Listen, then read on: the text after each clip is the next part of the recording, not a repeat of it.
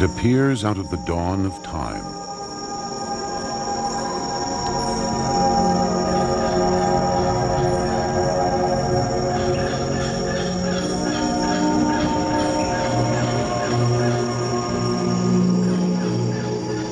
A creation of the sun, a cauldron of life.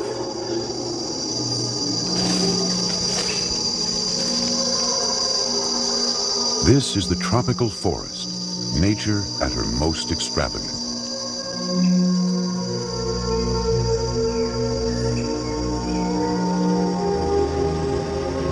Sustained by the partnership of animal and plant, it has produced more than half the species on Earth. It is a sea of green, seemingly spellbound, changeless.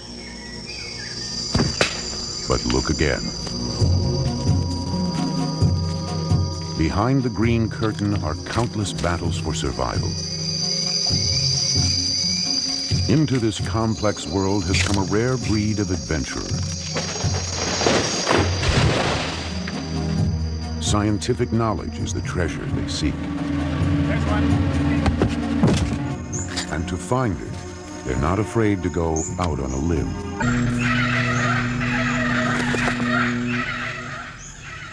A protected realm in the middle of the Panama Canal, BCI is home to the Smithsonian's Tropical Research Institute.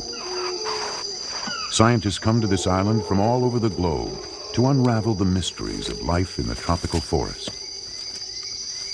It is an adventure beyond the reach of one person or one lifetime. BCI is a very special place.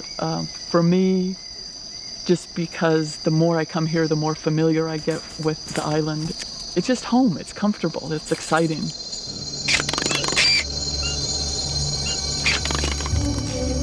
I think Barracuda Island offers for me a lot of things that I would not find in any other place. It's a really highly diverse forest. The research facilities are just fantastic. You come there, you go out and do your work. And Barracuda Island is protected so that your work is not disturbed at all. I discover things. In the tropics, you may be a person who's discovered something that not a single human being in the history of the world has bothered to notice.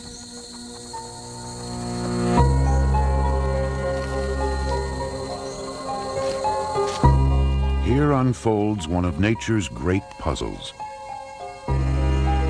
How does the tropical forest manage to support such a remarkable community of life and sustain itself at the same time?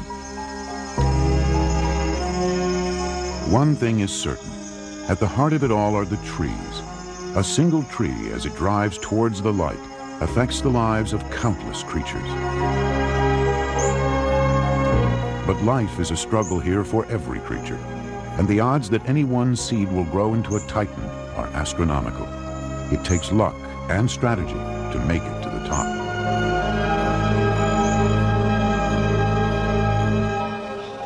For people, getting to the top always requires some special precautions. Biologist Deidre McLaren has learned to seek the forest's answers on its own terms. Even if it means following her slingshot all the way up into the crown of one of the forest's giants.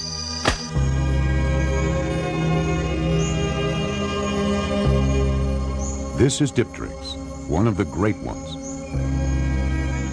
It rises head and shoulders above the ocean of leaves around it, more than 100 feet tall. From its majestic flowers will come fruit, and from the fruit, perhaps an offspring that will survive to take the place of its parent among a procession of giants.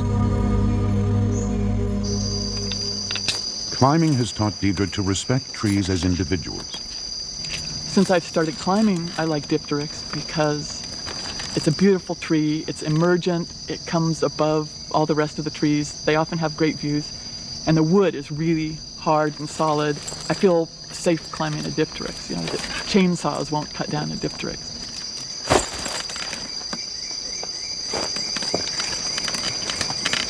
I have a lot of different emotions associated with actually climbing a tree. One of them is familiarity. If it's a tree that I've climbed before, I feel comfortable. It's a very satisfying sort of feeling to make a good ascent. If it's a tree that I haven't climbed before, or it's given me troubles, or I'm worried about a branch, then it can be very nerve-wracking. Deidre climbs into the canopy to release a coati, a tropical cousin of the raccoon. I know you. She captures coatis just to let them go. Calm down, calm down. I have caught you 15 times, and you always thrash around. Just wait a second. She's curious how an animal who isn't a born climber manages to survive 10 stories up. I think coatis are really interesting as climbing mammals because they're not perfect. They're kind of clumsy. They're not graceful leapers. They can't hang by their tail. They don't have exquisitely manipulative hands to grasp onto branches, but they do really well. One of the things that really surprised me was that they actually will jump quite a far distance going down. It'll launch itself into a tree, and it doesn't really know where it's going to grab on. It just, I think, assumes that it'll be able to find something when it hits that crown. The coati has a lot of company up here, with good reason. The canopy is the forest's powerhouse. This is where leaves transform light into the stuff of life itself. The canopy creates its own world with lands and waters, prey and predators. It overflows with flowers, greenery, and fruit, food for all who can live at these heights. Earthbound for years, scientists could only guess what went on up here until now. The canopy is the last frontier on Earth, and it's only been the last 10 or 15 years that people have really gotten up into the trees and started looking at the insects and looking at the leaves. And actually, there still hasn't been that much mammal work up in the canopy, but it's a different life zone. It's like going to the bottom of the ocean, and you can't tell what's up here from working on the ground, and it's different. Bold researchers like Deidre are proving how different the tropical forest is from our preconceptions of the jungle. For one thing, it is not always steamy and wet. Like many tropical forests, BCI has a long dry season. Food is now becoming scarce. Even coatis, who will eat just about anything, are hard-pressed to fill their bellies.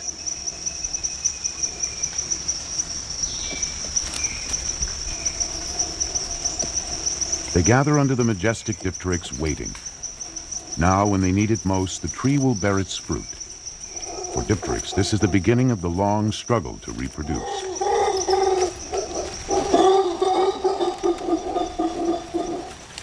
Howler monkeys gather in its crown. Here is a banquet that will stave off hunger for many. The timing is crucial. By fruiting during the dry season, the dipteryx guarantees that many will gather for the feast. Oddly enough, the tree wants its fruit to be eaten, even though each fruit contains a seed that could bring forth the next generation. But why? All these capuchin monkeys know is that food is nearly at hand, and if enough of them arrive, they could drive the howlers from this nutritious meal.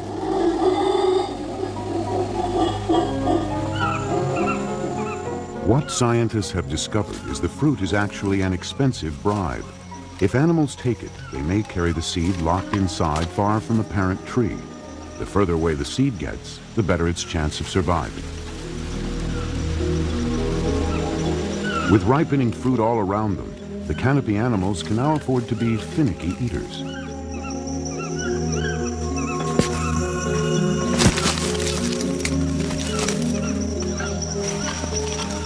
Once they've had the ripest bit, they simply drop the fruit and move on to the next.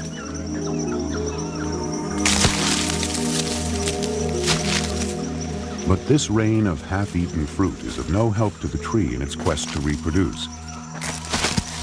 Its seedlings have little luck of thriving here in the shadow of the parent's crown.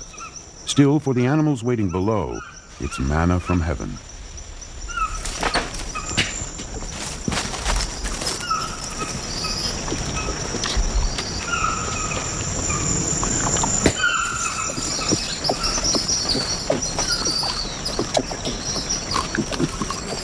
The coatis eat only the sweet flesh. They leave the seed intact. But others are waiting in the wings. Once the coatis have relieved their hunger, agoutis gingerly join the feast.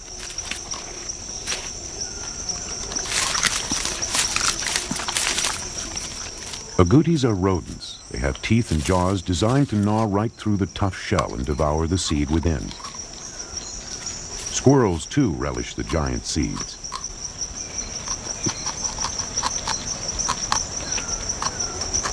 Instead of creating new dipteryx trees, the seeds simply feed a host of hungry visitors.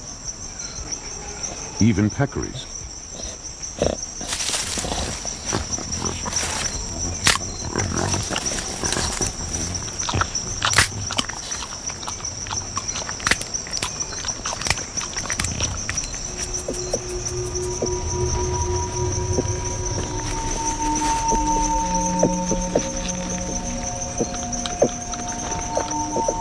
Satiated, the coatis settle into some mutual grooming.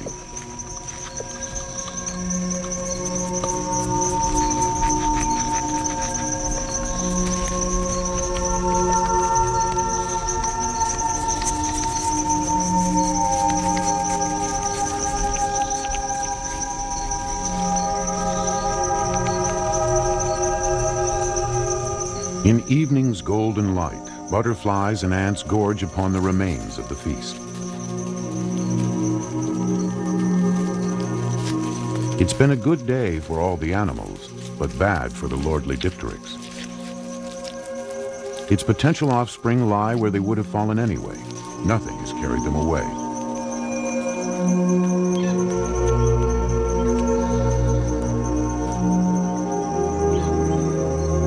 Has the tree's survival strategy failed? Is the next generation lost? Is there no help under the sun for the dipteryx?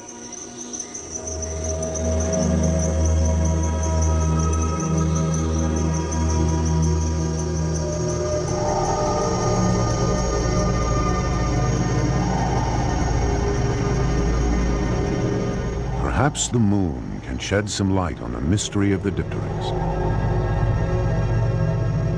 Tropical nights weave their own magic and unveil a whole new cast of characters.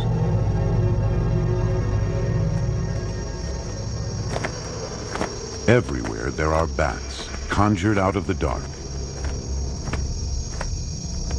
Among the branches hunts a marsupial, a marmosa. Its prey is pint-sized like itself.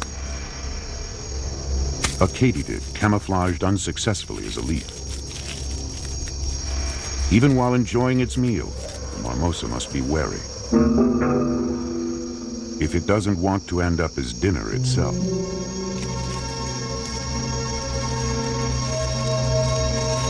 Dipteryx seeds make a nutritious meal for a spiny rat, but a dangerous one as well.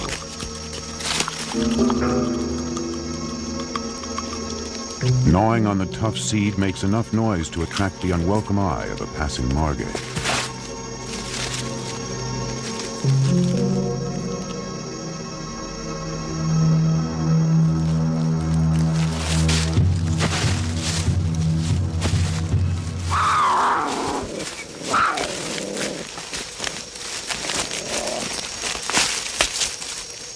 The tiny forest cat enjoys its meal until disturbed by yet another denizen of the dark. Only at night does Elizabeth Calco venture out on her own quest. The Barrow, Colorado island she knows is very different from the one most people see. The night is a totally different world from the daytime. You're just exposed to a wonderful orchestra of different sounds, of many insects and frogs. Then you see the stars through the canopy, and this is just an incredible atmosphere. And occasionally there are bats fluttering by and even touching you with their wings. The night holds no fear for Elizabeth. She is in her element, and bats are her passion. She hangs nets of fine mesh over small streams, fishing for bats. She believes bats are the unsung heroes of the night, vital to the survival of dipteryx and many other tropical giants. That's a short-tailed fruit bat, and although they are relatively easy to get out of the mist nets, one really has to be careful about their sharp teeth. Bats rely on forest trees for food and shelter, Picking your way through. but they'll repay their hosts as they make their nightly rounds. Legs are free. Whoops, don't bite me. Be nice. All right. I don't think that bats are really ugly.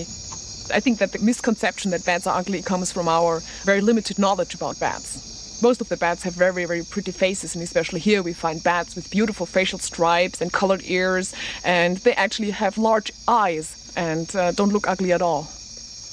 But a bat is much more than just a pretty face. Sometimes when I set mist nets and bats fly in, they bring a fruit with them and drop them in the mist net, and so I can tell what kind of bat has taken what kind of fruit. Oh, I know what this bat had for dinner. Let's get it out of the mist net here. This is a fruit of the dipteryx. And the bat had carried the fruit in its mouth when it was hitting the mist net. It turns out that the fate of our majestic dipteryx rests upon the soft wings of a little bat.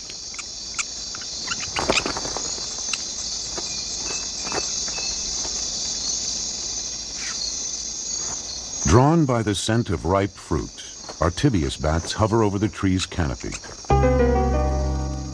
Yet death lies in wait among these boughs.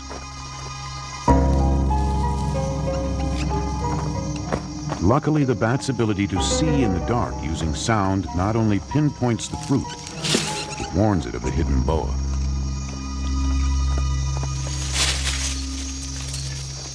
Once a bat locates a well-exposed fruit, it tears it off the stem and carries it away. Still, it's far too dangerous to eat it here.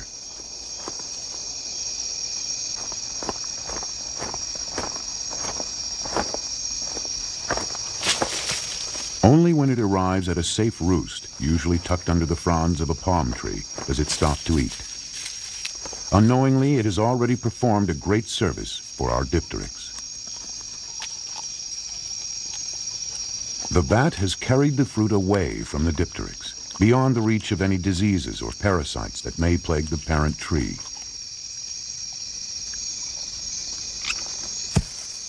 Once the bat gnaws off the sweet flesh, it lets the seed drop. Every night when the fruit is ripe, Artivious bats make several visits to our tree.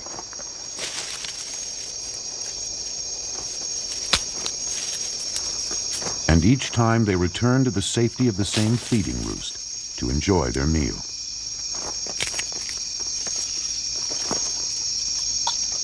After each trip, another dipteryx seed joins the little mound forming just below.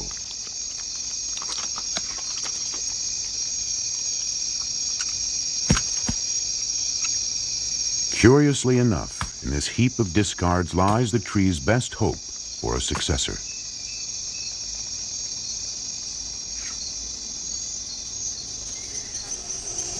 Morning's light has scarcely revealed the half-eaten fruit when they are discovered by an agouti.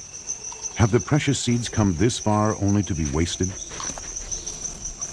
But the agouti can't possibly eat all that it has found, and what it does next adds another piece to the puzzle of how dipteryx manages to survive.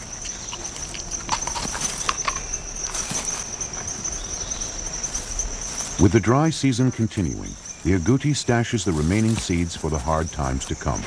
Much like a squirrel buries a nut, it carefully hides them, one by one. Yet there will always be some it doesn't need or simply forgets.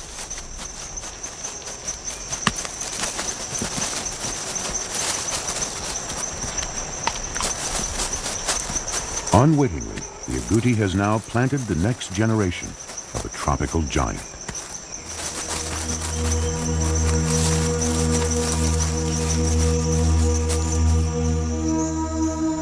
As the dry season on the island gets worse, many canopy trees actually shed their leaves in a tropical version of autumn.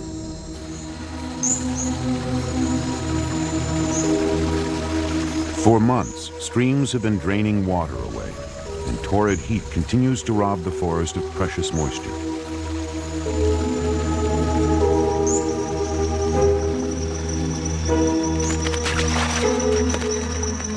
remaining water collects in ever-shrinking pools.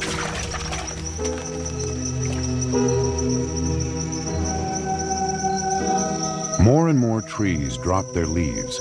It's a way to conserve water and cut their losses as the drought deepens.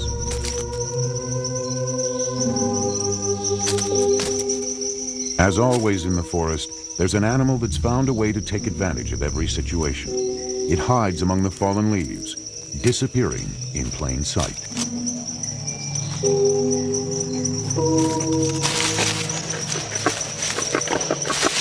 A caterpillar masquerading as a dead leaf.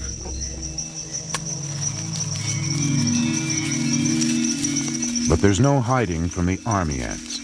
Since many small creatures disappear in the dry season, army ants are forced to tackle prey many times their own size.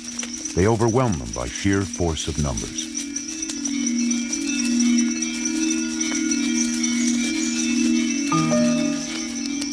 Tree hoppers suck the remaining sap out of plants, but they're also under attack.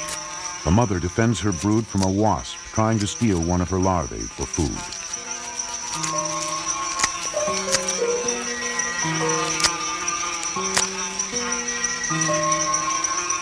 Each time the larvae wave their legs, calling out an alarm, the mother tree hopper strikes back at the wasp.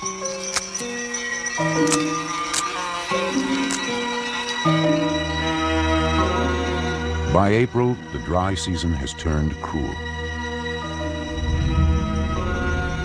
Famine is only just kept at bay. The buds from the balsa tree are eaten before they can ever bloom. The whole forest seems to hold its breath, waiting for the rains.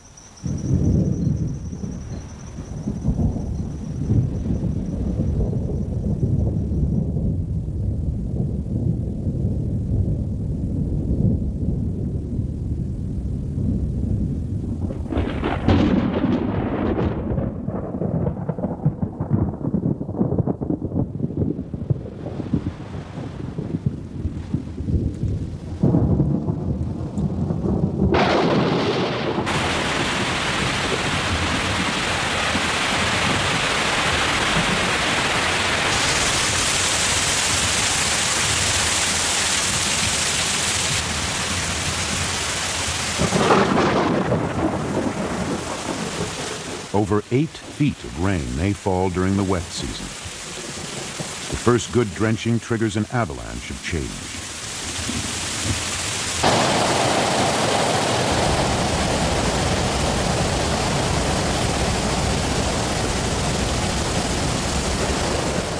This wet new world is paradise for creatures water-loving and waterlogged. Stan Rand, renowned frogman, is used to working in a deluge, but it does have its drawbacks. When you wear glasses such as I do, you don't see properly because your glasses get all wet from the rain on them, and then they get all steamed up inside and you can't see anything. Luckily, sight is not the primary sense Stan uses in his work. To truly enter the frog's world, he must wait until dark and find his way through a landscape of sound. What you hear are the voices of all these frogs, and on a good night there can be 14, 15, 17 different kinds of frogs, all calling at the same time, all audible from the same place. Therefore, that big snake. Only the males call, each in search of a mate. To be heard and recognized above all this amorous bedlam is a challenge. Challenging, too, for Stan and his students. Oh, there's false calling. Do you hear the leptodactylus, pentadactylus? Actually, it's amplitude modulated, but I can't do that. Come on, Stan. So what else? So what are these little, see all these little things? Those are little hyla. Microcephala, that one. That was a red-eyed tree frog, the one that went. What's this thing that's going? Which one? It's going like. That one? Yeah. Oh, that's Phrynohylas venulosa. That's a really neat frog. But be really careful if you touch it because it's highly venomous.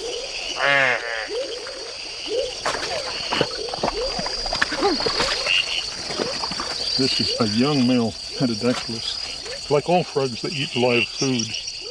Frogs and mice and insects and probably small birds. In fact, I know they eat small birds. And he's got a dorsal secretion that is really quite nasty. He got me. One of their defenses is this skin secretion. For 30 years, Stan has lived in Panama, not far from BCI. He's become totally attuned to the ups and downs of a frog's life. He even understands why frogs use different calls at different times. There's a Phycelamus male. You can tell he's calling by himself because he's just giving a simple whine call. Ow, ow. If another male came in and began to call, he'd change his call, adding chucks to the end. So he'd go, oh, chuck, chuck. And I can sometimes get him to answer me as if I were another male by waiting until he called.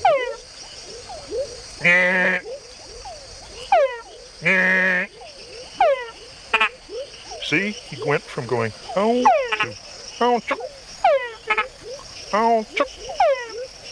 And now that I've stopped talking to him, he's gone back to the simple whines.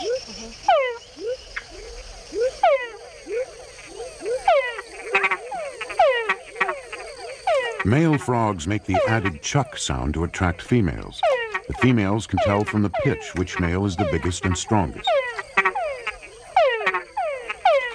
But male frogs have to think twice about sounding off, because females aren't the only ones out there listening to the chucks.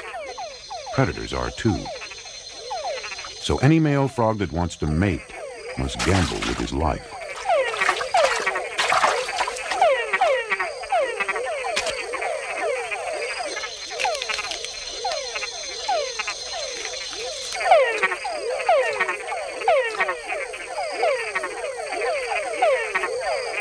And with other bigger frogs nearby, a call can be a fatal attraction.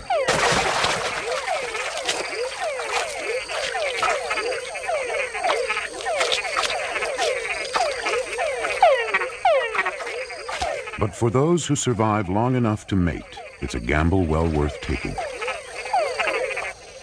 The male locks onto the female in a mating embrace. As he fertilizes the eggs, he whips the fluid released with the eggs into a meringue-like nest of bubbles.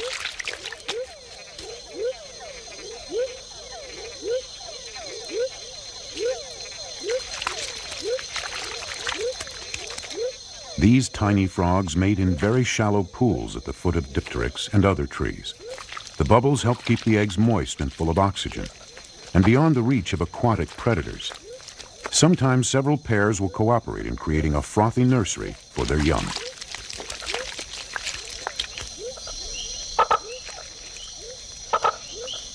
Red-eyed tree frogs protect their brood differently. They live high in the canopy, more at home on dipteryx's spreading branches than in a pond. They come down only when it's time to mate. Then they must get their young close to water.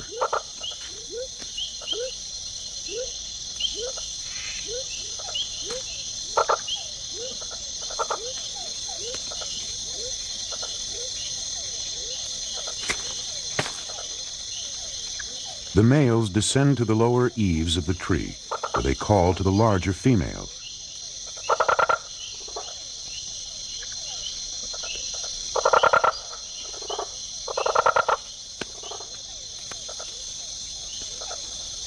After mounting the female, the male hangs on tight. She's off on a search for just the right place to lay her eggs. A leaf overhanging a small forest pool. Location is critical. If it's too low, her brood could be washed away by the next storm.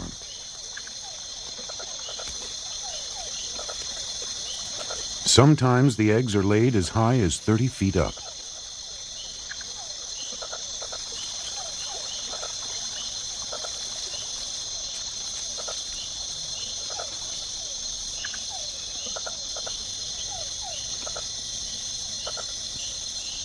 The eggs are encased in a jelly-like mass, a gooey aquarium in which they'll develop into tiny tadpoles. Only then will they drop into the pool below.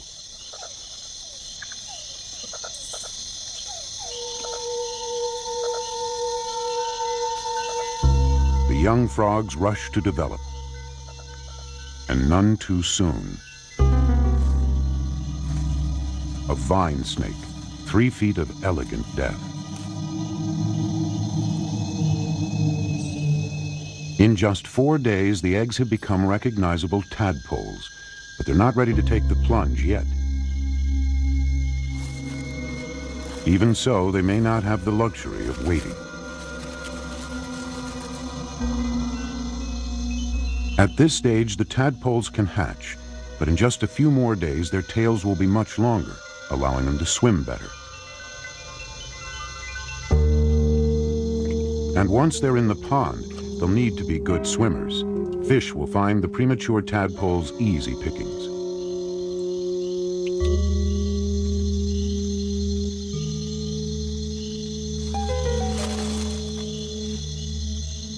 It's a deadly dilemma. Risk the snake's bite or leap into the waiting mouths of the fish below.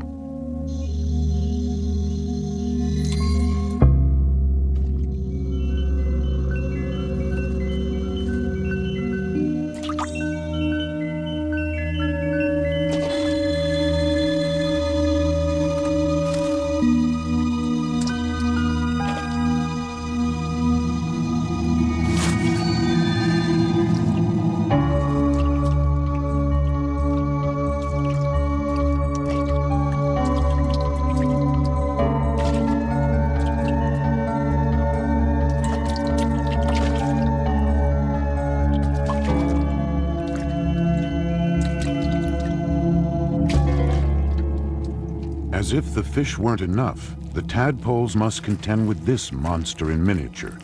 A dragonfly nymph, a youngster itself, is one of the fiercest creatures in this realm.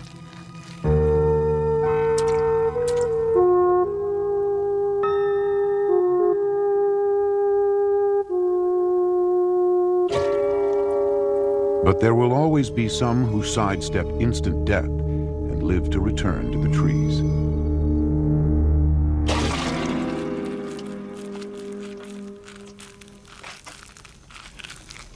Despite all appearances to the contrary, even the dragonfly nymph will be transformed someday soon and take to the tropical air.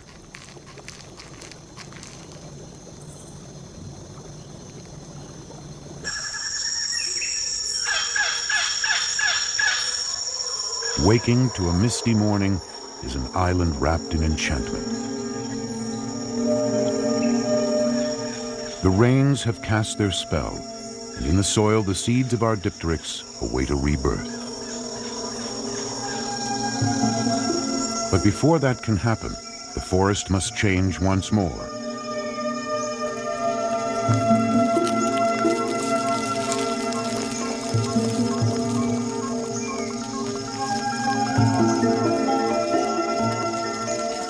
A carpet of forest litter, preserved in the dry air, now moisture melts it away. In just a few days, the nutrients locked away in the dead leaves will be restored to the living.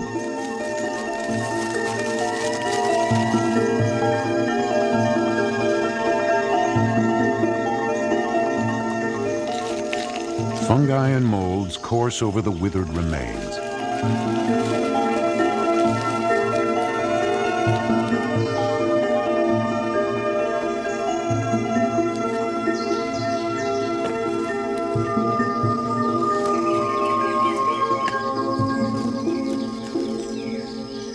Fungi are the middlemen, mining the bodies of the dead for riches which they supply to the living. Here, everything is recycled, as a new generation rises from the moist earth.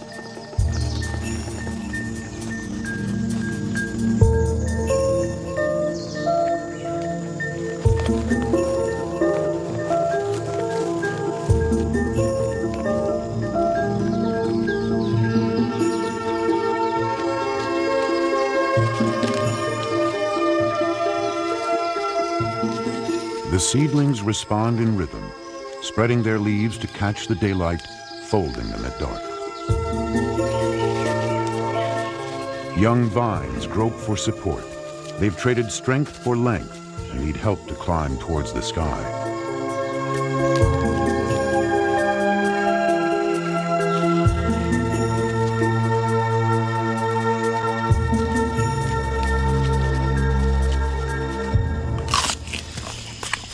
But wherever they grow, they can't escape the hordes of hungry mouths that surround them.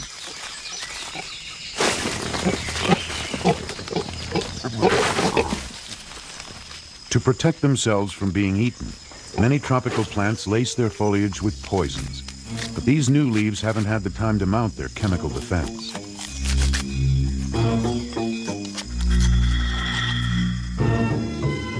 Yet in the tropics, poison to one is a treat for another.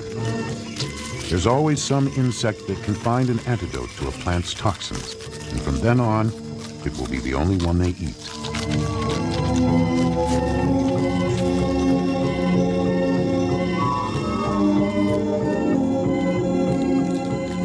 Leafcutter ants have found another strategy. An army of workers seeks out only non-toxic plants, any and all they can find.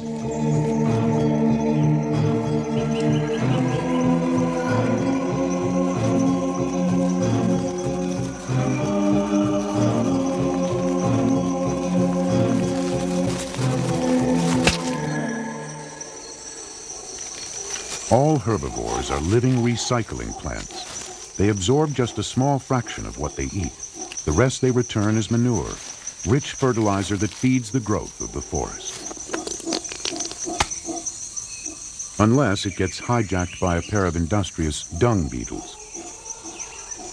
A monkey dropping is a mother lode for the dung beetles, who fashion it into a ball, a combination pantry and nursery for their young.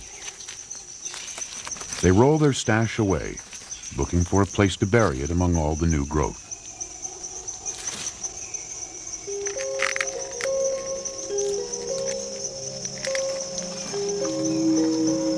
A baby Dipteryx enters this complex and competitive world.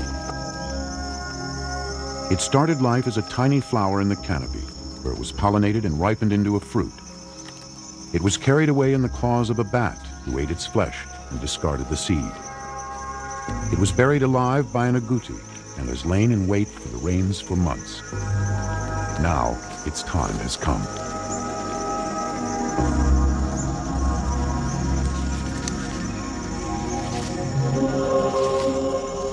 Only 1 in 1,000 ever gets this far. The huge seed stored enough energy to unfurl a giant among seedlings, 9 inches tall with lots of green. Lots of juicy green. But it is not a delicacy.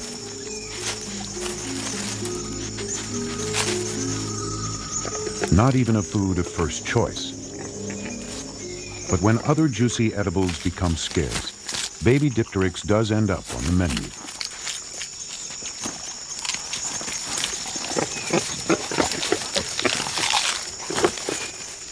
The parent tree has spent centuries growing hundreds of feet and preparing millions of fruit, so at least one offspring will survive to reach the canopy. Yet all that effort can be gobbled up in seconds.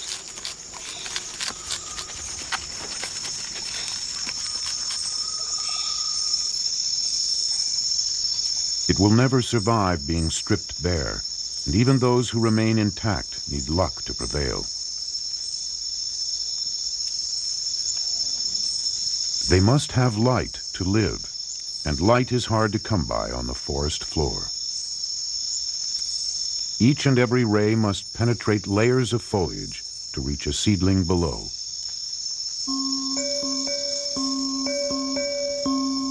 Animals can search out light, but the seedlings, rooted in place, must wait for the sun. They make do with sun specks that flicker over the forest floor, illuminating them for just minutes each day.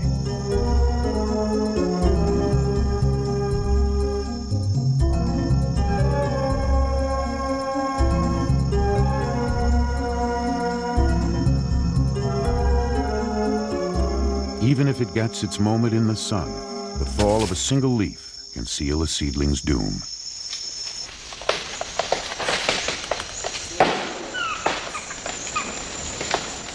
A new day in the forest sometimes brings disaster. If a new tree is to thrive, another must fall.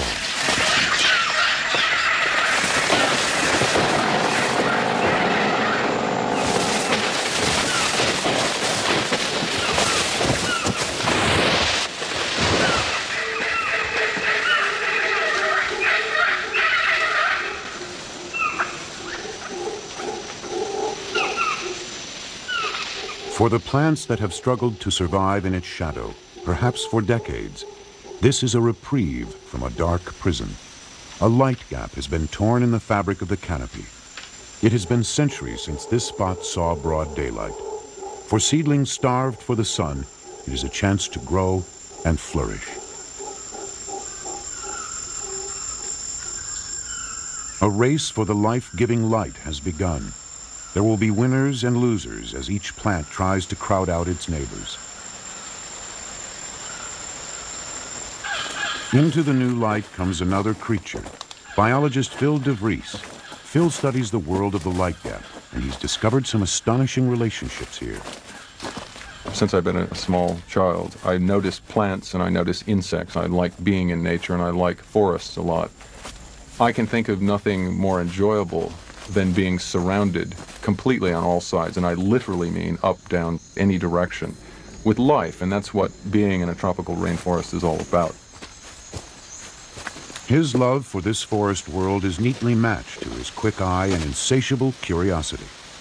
I observe as much as I possibly can, and effectively what you're doing is you're asking, hello organism, what are you doing for a living? And who do you interact with while you're out here doing your duties as a butterfly or an ant or a lizard or a plant?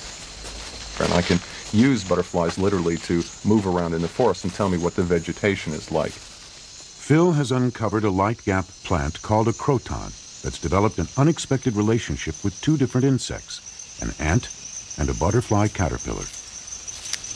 Croton provides sugar secretions which attracts ants to little nectaries. And the ants, when they're on the plant, deter herbivores, that is, insects that eat leaves. The plant actually uses ants to guard its vulnerable leaves, bribing them with a sugary nectar.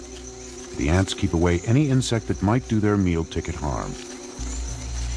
However, this is really what I'm looking for. It's an herbivore as well.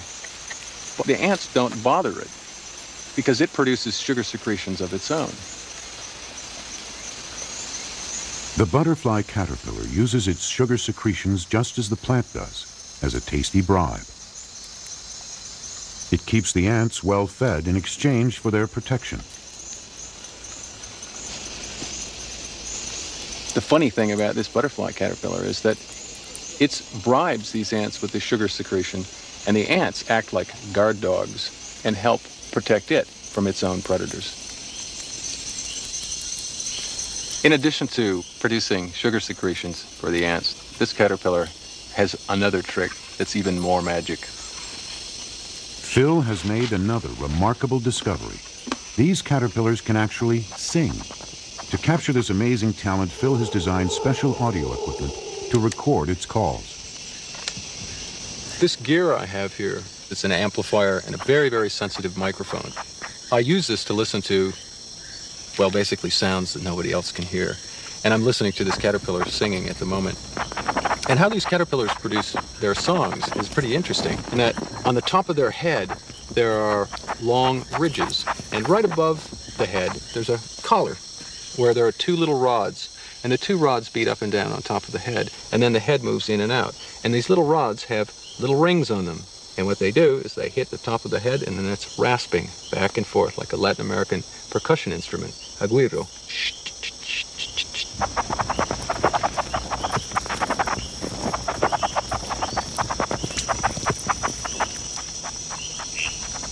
I think it's fair to say, without gloating too much, I have the world's largest collection of caterpillar calls.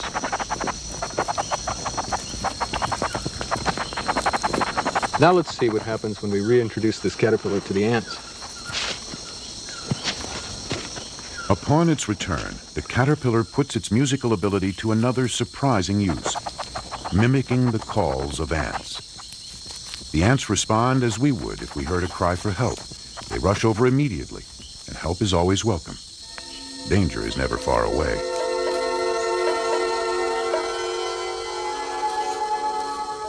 This guard ant earns its keep. An assassin bug could skewer the caterpillar and suck it dry. But it's no match for the ant.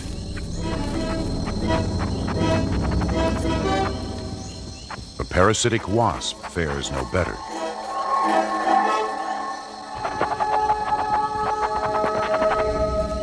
In the tropical forest, every creature lives within an intricate web, shifting always between harmony and struggle. The lesson that I've learned is that it's probably just scratching the surface of the number of interactions that you have in any light gap in the tropics. The picture that emerges from there is of staggering complexity when you think about how many species there are of plants in the tropics and insects in the tropics. It's very humbling to realize that even though I know a little bit, within the context of a tropical rainforest, I know absolutely nothing. This little Dipteryx, of course, also knows nothing of the complex network of relationships that have brought it into the light. So far, it has beaten the odds, and if its luck holds out, it may someday become a forest titan itself.